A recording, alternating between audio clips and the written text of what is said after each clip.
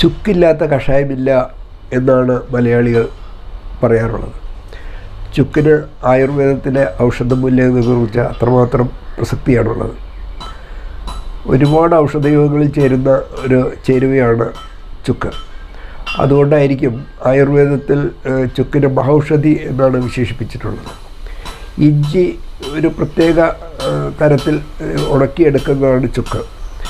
ഒരുപാട് ഔഷധമൂല്യങ്ങൾ ഉണ്ട് എന്നതിന് പുറമെ ആധുനിക ശാസ്ത്ര രീതിയിൽ നടത്തിയ പഠനത്തിൽ മനസ്സിലായത് ഈ നീർക്കെട്ട് കുറയാനുള്ള ഏറ്റവും കൂടുതൽ ഫലപ്രദമായ സസ്യ ഔഷധം ഇഞ്ചിയാണ് എന്നുള്ളതാണ്.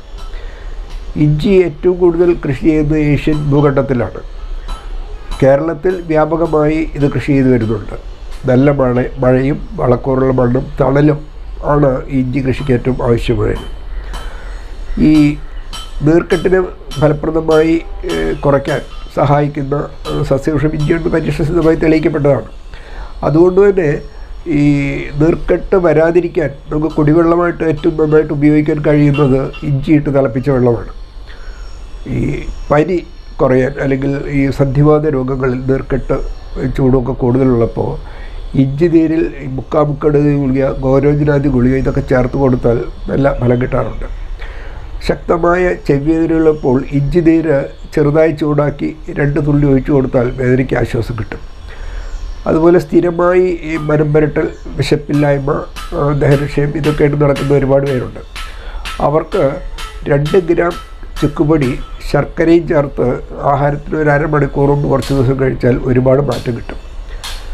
അതുപോലെ ഈ ചുക്ക്, വെളുത്തുള്ളി, ഏലക്ക ഇത് കഷായം വെച്ച് കുടിച്ചാൽ ഈ നീർക്കെട്ട് കുറയാൻ ഒരുപാട് ഫലം കാണാറുണ്ട്.